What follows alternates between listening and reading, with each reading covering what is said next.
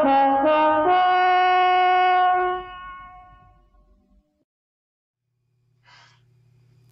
hold in my hand. You've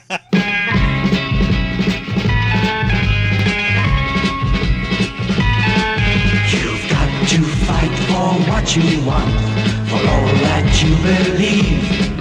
It's right to fight for what we want, to live the way we please.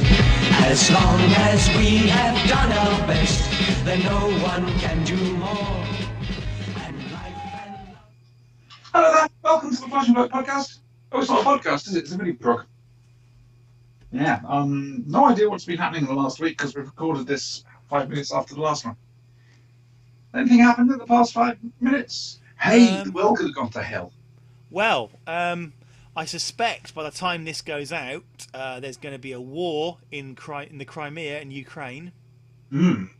I don't think it'll be between Europe and the US and Russia. It'll just be Ukraine versus Russia. And yeah, and everyone else will be standing on the sidelines going, no, you can't do that, without actually doing anything about it. Yeah. So once again, Putin gets his own way. Yeah. There's a man who deserves assassination. You'll notice, though, that he at least had the courtesy to wait until the Olympics had finished. Yeah, and shows exactly what he thinks about disabled people, because the disabled Olympics have just started. Oh, good point. Don't give a damn about them. No. Yeah. So, there's a man with a lot of blood on his hands.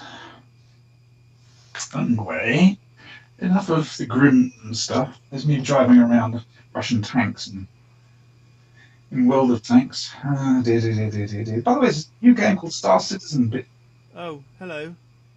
Did you get that thing I asked for? What do you mean they'd sold out? You can't get the staff these days. He's just been to the shop. Right. For? Fags. He's a method actor, and his latest role involves someone who smokes a lot, so he feels he has to smoke a lot. He's got no lungs. He's aware of this, but he says you're not to oppress him. Do I look like Uncle Vladimir? Anyway, cheerful stuff. Star Citizen. You want to look it up? I think it's Roberts Space Industries. Okay. All right. If you like the old Wing Commander games, it's an offshoot of that. It's in very early stages at the moment. You can buy a ship, even a basic ship, for about 30 quid, and you can get to go into your hangar, walk around the hangar, look at your ship, go inside your ship, and everything else like that.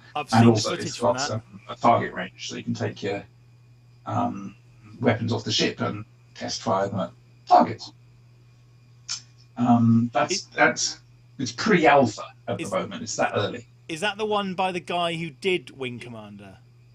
Yes. Because there's a couple of games like that are. It seems that space sims are going to be the new thing. They've kind of come back in the circle, and I think massively multiplayer. Well, this one's going to have a standalone campaign, which you do solo or with friends, and as well as a multiplayer thing. There's also Elite Dangerous, which is the next thing of the Elite thing. That's slightly further ahead in development. Yes, and there's also, we're playing one on at the moment on Steam. It's called Star. Hang on, I'm about to show you my bottom kick down fingers. Oh, I'm old thinking people.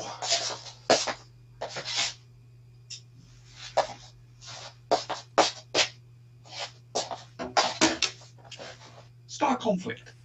Available on Steam, and it's free. Oh. And it's a lot of fun. It's a bit like World of Tanks, but in space.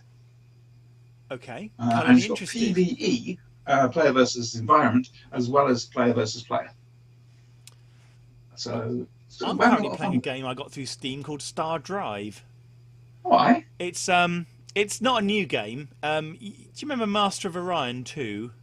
No. Well, it was basically it's expand, explore, and exterminate. An X3 game, I think they call them. Basically, you start off on a planet, you build spaceships, you expand, you do research, you build better spaceships, you expand, you build colonies and stuff like that. And yes, so about an hour ago, I was happily bombing a planet from orbit, and it was fantastic. What's it called? Star Drive. Star Drive. Yeah. Okay, we'll look at that. I got it for Now, about five. Well, it is on Steam, but I think I got it for about £5 in my local game store. I'll have a little look at Star Drive. Unlike Master of Orion, it's not turn-based. It does have turns, but it just plays smoothly, like in real time, sort of thing. So there are kind of turns in the background, so to speak, but it's not where you're just clicking to go to the next turn. It's just, you know what I mean. Star Conflicts is a third-person shooter. That sounds cool. The physics in it are almost Newtonian, not quite, but a lot better than Star Wars Galaxies was. We see. I used to love playing the TIE Fighter games, X-wing TIE Fighter games, but they weren't Newtonian physics. In those games, space was almost treated like it had a kind of substance to it, in that, you know, you could actually slow down and you could actually turn on it, and it was kind of, but it matched the physics of the films, if you see what I mean. Yes. Now there was kind of etheric rudders and stuff like that, you know. There was a Babylon 5 space fighting game in development, and that obviously, because Babylon 5 used Newtonian physics properly, yeah, it was going to be like that. It never got anywhere. Anyway, we've waffled. Books. First of all, Eternals, Hachette Press, Eternals, Neil Gaiman. Ooh. Very nice it is too. John I Romita might have Jr. was actually the mentioned guy this you one were before, talking about because it says last John Romita Jr. on the front. Yeah. But that's a good one. I'm pretty sure we've done that one. However, so I really want to talk about. Let's go for this one first. Captain Britain and MI13 Vampire State. Yeah, what's it say at the bottom? Paul Cornell and Leonard Kirk. It's a Cornellian. Cornell had a 13 or 15 issue run on with this, and he knew it was coming to an end, so he actually had a chance to wrap it up properly. It's very Cornell. You can tell Cornell's writing style a mile off. The first few episodes are tied into the Secret Invasion, Skrull Invasion storyline, where Britain basically got invaded. Their part of the storyline was Britain got invaded for the magic, because Britain is the centre of all things magic, and brought back the Merlin incarnation from the Neutron Knights and the Tides of Time. Oh, right. Cool. From DW comic strip. Then there's another story arc to do with the Tower in Birmingham, and this Vampire State is the return of Dracula, because Dracula is obviously an impressive force in the Marvel universe. It's very, very, very good. The character of Pete Wisdom, you could liken to the Seventh Doctor. Sneaky, devious Machiavellian, and genuinely a devious, quite frankly. He's the boss of MI13. Wisdom. It's very hard to really tell you too much about this without you reading it, and without you possibly looking for the other Captain Britain and MI13 books. Another Secret Invasion one is out. Let's just very quickly see. Captain Britain and MI13 Volume 2 is Hell Comes to Birmingham. right? So I'm not really familiar with Captain Britain. What are his attributes? Captain Britain. Super strength and ability, that sort of thing. And how did he become who he is? That is a good question. I believe there was an accident at a nuclear power plant where Brian Braddock was working. It's a very long time since I've actually had to actually think about the origins of it. But it was way back in the 70s, British Marvel. Right. Then Chris Claremont took over the title as writer, and Chris Claremont's a bit of a legend in comic book circles. And Alan Davis which we'll talk more about in a moment, the artwork for it. There's another Hachette book, the Press Captain Britain book, which has those two, called The Crooked World, which is one of the most grueling storylines going, which was Claremont and Davies.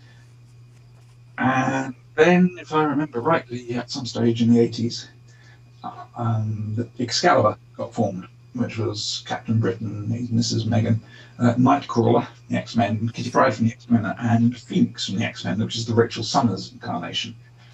First 50 editions of that are brilliant, especially they're written by Claremont, drawn by Davies. Davies wanders off for a little bit, but comes back. And I think he writes and draws the 50th anniversary, the 50th edition. They are great fun. Let's put it this way: there's an organisation called Weird Happens organisation, run by a woman called Brigadier Alexander Stewart, and her brother, Dr. Alistair Stewart, who had to run into a chap. A Dalek turns up at one point. Wow. And How did there's they get the clearance for that? Sorry? How did they get the clearance for that? It's a cameo, one-off cameo. And that's allowed, is it? Yeah, fair usage, I suppose. Yeah, that's the tip of the hat. Old Tango. People are starting to don't bite my arm. He's biting my arm. You have to go down again in a moment. Yes, Captain Britain MI13. I wanted to read this. On top of which, it brings back Death's Head too. Wow. I like Death's Head. Yeah. There's a current run of comics called Revolution, I think, or British Revolution, something like that, where Death's Head 1 and Death's Head 2 are now working together. Interesting. Yeah, we're very fond of Death's Head 1. Anybody who's ever role-played with me, or not role-played, played MOs will appreciate there's a Mr. D. Bringer of the freelance peacekeeping agency who appears everywhere. That's basically Death's Head. Anyway, so Captain Britain MI13, very quickly, moving on to the next one. Fantastic Four: The End. That does what it says on the tin. That's Written it, and is it? drawn by Alan Davis. Right. Or Davis. And Mark Farmer's done the inks. You might remember Mark Farmer. I think he was the bloke who used to do the inks for Lee Sullivan's work. Okay. He's in comic strip. Yeah. This is good. The other one was good. This is good as well. Marvel went for a phase of coming up with definitive ends because superhero stories are ongoing. There's never an end. But they want us to do a series of endings. I did one for Captain America and various other ones. This is a Fantastic Four one, and it's beautiful. The artwork is it's Davies' artwork. Davis' artwork, should I say?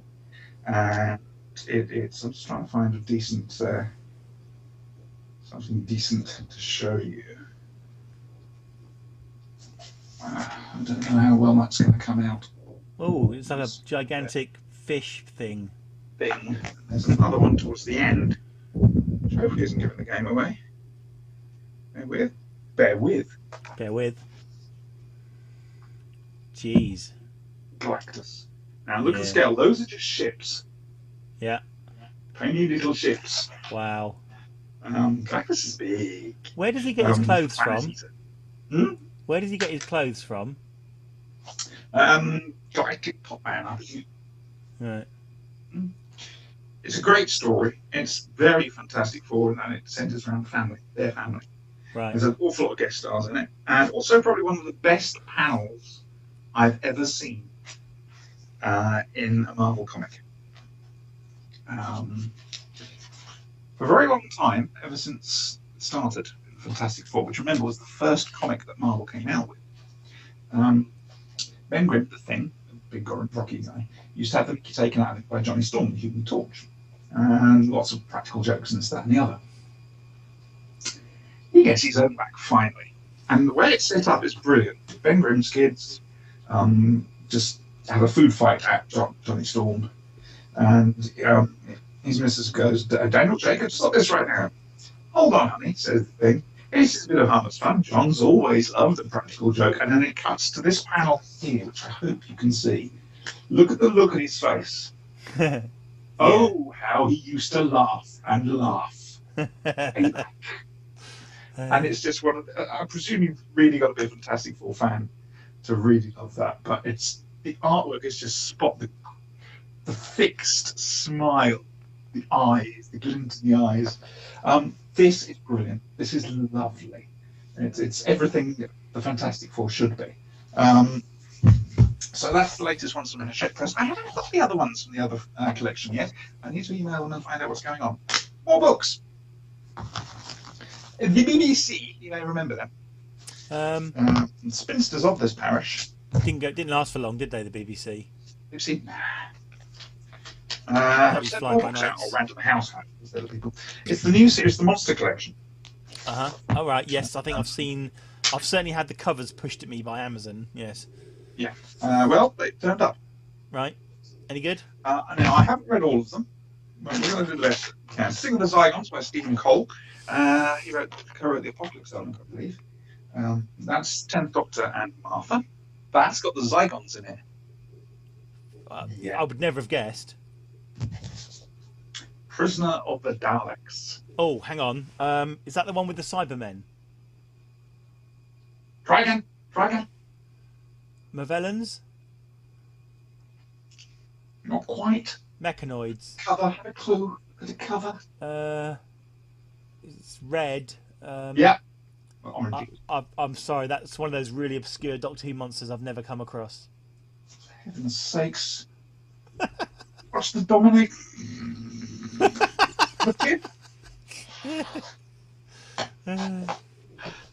This is great. I'm reading at the moment. I've nearly finished it. Obviously, all these are reprints.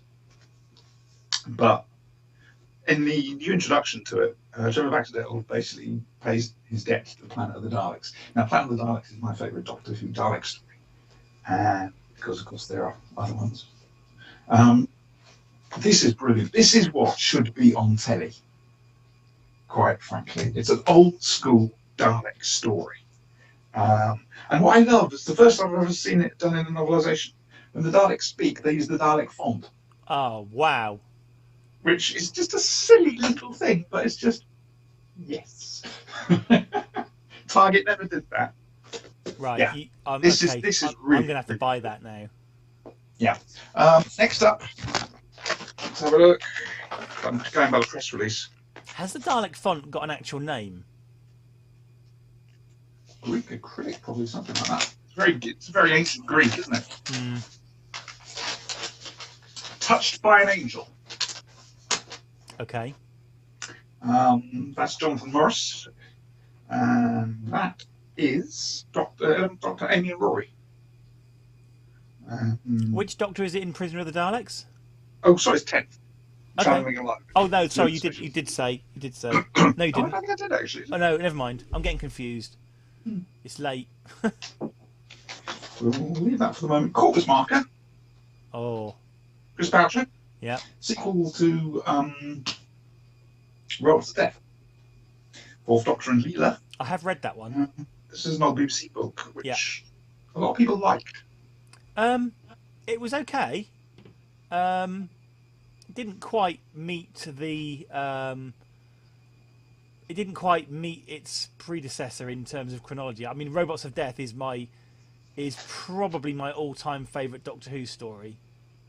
Although Web of Fear is Web of Fear is close, and Codes of Androzani is close, but it's generally my favourite Doctor Who story. Robots of Death. I can watch it endlessly. It's brilliant.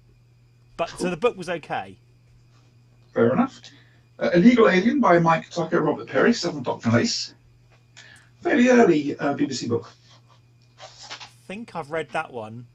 Cybermen. Oh, maybe not. One sort of Cybermen on the cover as well. Probably not read it then. Is it the equivalent of the Tomb of the Cybermen, old Tomb of the Cybermen book with the wrong Cybermen on it? Yeah. Do you remember it had the Invasion, the Cyberhead on it? Still a damn good book though, isn't it? Yeah. In fact, both the Doctor and the Cybermen and Tomb of the Cybermen, those are great books. So actually, it's the 10th Planet novelisation. That's it's set during the Blitz. The Luftwaffe from London, and something gets uncovered. Okay, moving on. The Sands of Time. Can you guess? Sands of Time. What am I guessing? The monster? Don't eat your fingers. You'll end up like Brian. They're metal. You've got a robot hand. Yeah. If I had a robot hand like Moz, I'd use it for good. I would use mine like Travis. What, be blown apart every week? Yeah. With a weapon that's capable of cutting a man in two, and yet when it hits Blake, it merely wins him. Sands of Time. Well, unless it's a crossover with Blake 7, with the eponymous creatures from Sand, I don't know. It's the mummies. It's the Osirans. Well, of course. This is a Virgin missing adventure. Oh, right. Not the only one on this list. It's Justin Richards. It's I can't really give away too much. It's Fifth Doctor, Tegan and Nyssa. You might not see too much of Nyssa. It's also, apart from a semi-sequel to Pyramids of Mars, it's a semi-sequel to one other Doctor Who story, a Peter Davison story. Okay, not going to say anymore. One of the gems. No, I didn't say. I said nothing. Right. I heard a cry. Scales of Injustice by Gary Russell. Ooh. With the Ice wrong Warriors? type of Silurian on the front. Oh, Silurians. Okay. I picked the wrong scaly monster. Gary Russell has a bit of a need to sort out continuity. So this explains the shore leaving unit. And also explains why the Silurians were different from Doctor and the Silurians. And what's that other one? Warriors on the Deep. Yeah, Warriors on the Cheap. And various other little things. Introduces the Merca as a viable force. Oh dear. No angry pit around. Are you alright there? I would imagine the Merca in water, because it had electric kind of sting, didn't it? So if you went anywhere near it. Yeah, I would imagine that would be pretty damn devastating. But Well, there's still land, and he holds his own against unit. Put it in Sea Base 4, and They only had rubber doors. uh, I'm a bad girl. Scales of Injustice. It also it ties in with some other Virgin books, Missing Adventures and New Adventures, as well as the novel Who Killed Kennedy. That's a good book. That's a superb book. Yeah, I love the ending to that book. This has stuff to do with the Glass House, and also there are sequels to this in the BBC's Missing Adventures range as well. Business Unusual, for example, which was a Sixth Doctor book. Yeah, Scales of Injustice is just superb, and it's very, very yeah. Now, the last one, I think it's the last one. Hang on a moment, Steel Dragons, Corpse Marker, Sands of Time, Scales of Injustice, Legal Lane, Touched by the Alien.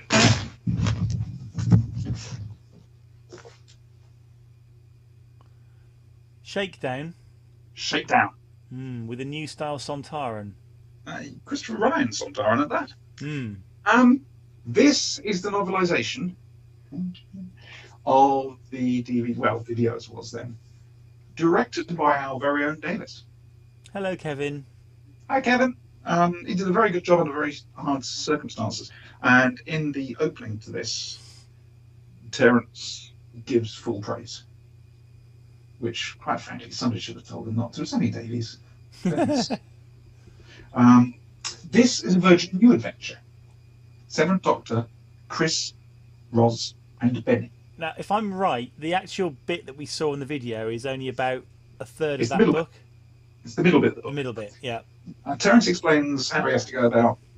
He's had to come up with bring it into Doctor continuity. Now, either he rewrites the, as he says in his new introduction, rewrites the video to include the Doctor, major rewrite, this, that, and the other, or use the Doctor and Co as a framing device and use the middle section as, and it works brilliantly. His Sontarans can be quite funny. There's no easy way of putting that. And at the time, Shakedown was a tie-in with Lords of the Storm, which was a missing adventure, a Fifth Doctor and Turlo missing adventure, which hasn't been released. But you don't need one for the other. It's a romping Terrance Dickens book, basically. A lot of fun. Lovely to see Ros, Chris, and Benny being re-released by the BBC. I have to ask: is there a I'd wheezing? love to play. Is there a wheezing, groaning sound? Oh, very probably. Those Sontarans, you know what they're like. Oh no, it's anyone by Ian Marta. I would love to play Chris in a Big Finish audio. I think that'd be brilliant. I'm going to flash a big caption there that just says "massive hint." Yeah. I've got the blonde hair. All right, I'm a woman, but oh dear. Oh, but hello to whoever's thumbs. I reckon Spot thumb downing us. Do you know? I was actually going to have a little bit of a moan about this thumbs down person because they're doing it automatically. It's a troll. He wants this reaction. Within a minute of me uploading a video, it's thumbs down. They can't possibly have watched the video yet. It's a bot. I reckon someone's got to put a bot there. Basically, every time we release something, it just automatically gives a thumbs down. That's pathetic. Of course it is. That's what Why trolls would are anybody like. do that? Pathetic. Why would anybody do that? Gives them some sort of sad kick and get a reaction on us. Hello. Hi. Yeah. I mean, it's YouTube. Trust me, we could get an awful lot worse. Yeah, I know. I've seen some of the worst excesses of YouTube, and it is vile. Which reminds me, time to speak your brains. If you'd care to insert something for Speak Your Brains. Speak your brains, Turlo.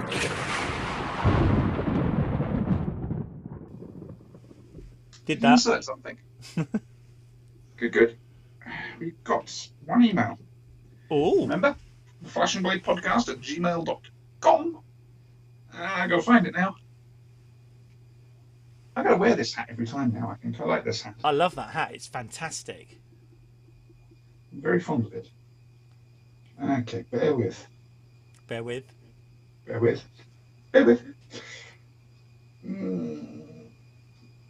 on. Robert Space Industries. Steve. Oh, stop it. Keep.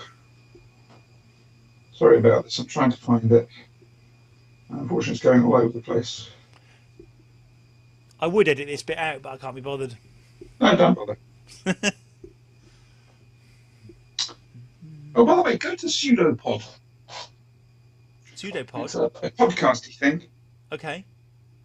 And that's a good name. The latest issue, or edition, has me reading The Terminus by Kim Newman.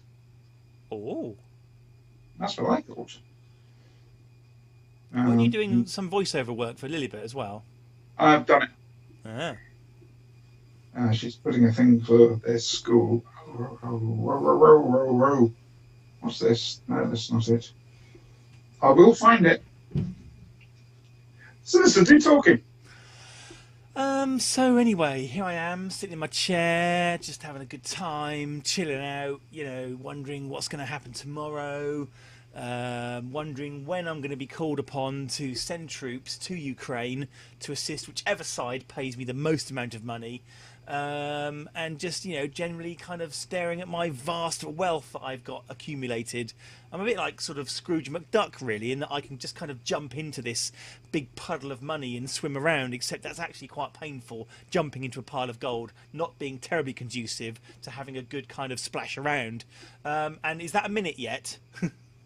I don't know. However, did I have any repetition there? That would be why. Oh.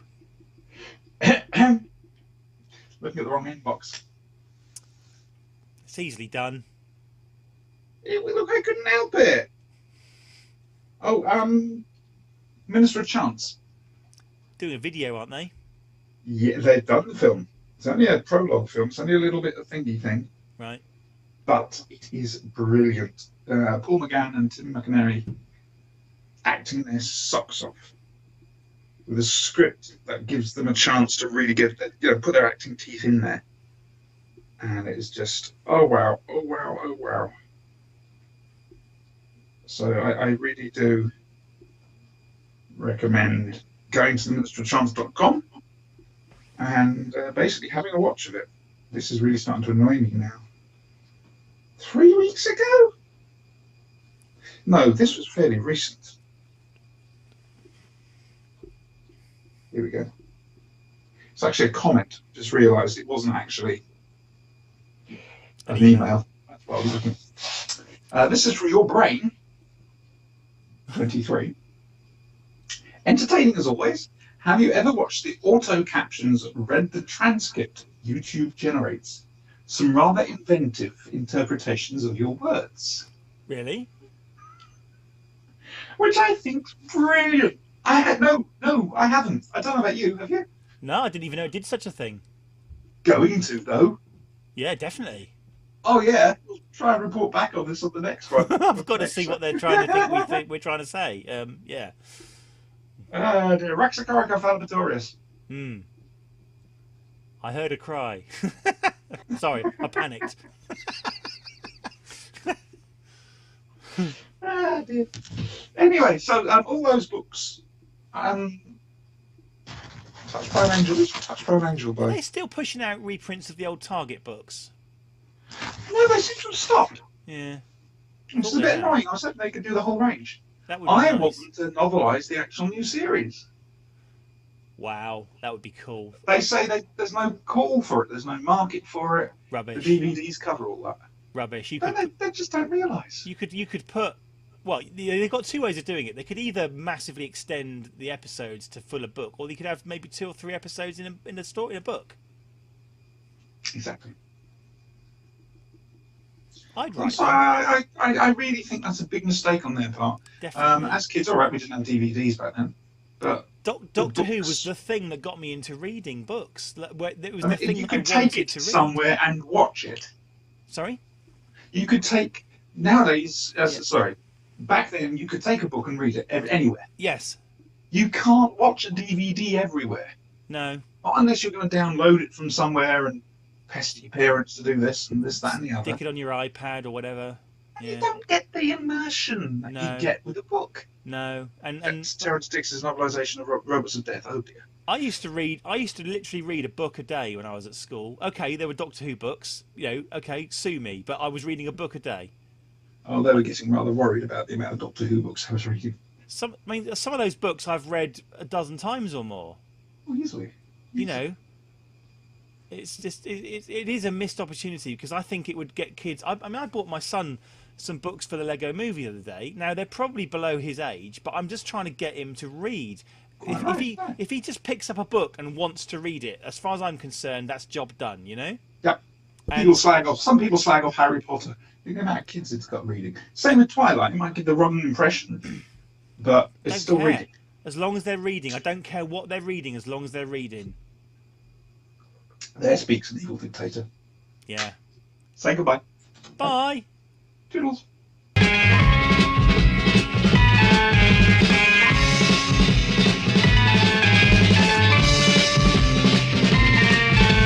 got to fight for what you want, for all that you believe. It's right to fight for what we want, to live the way we please. As long as we have done our best, then no one can do more. And life and love and happiness are well worth fighting for. They're well worth fighting for.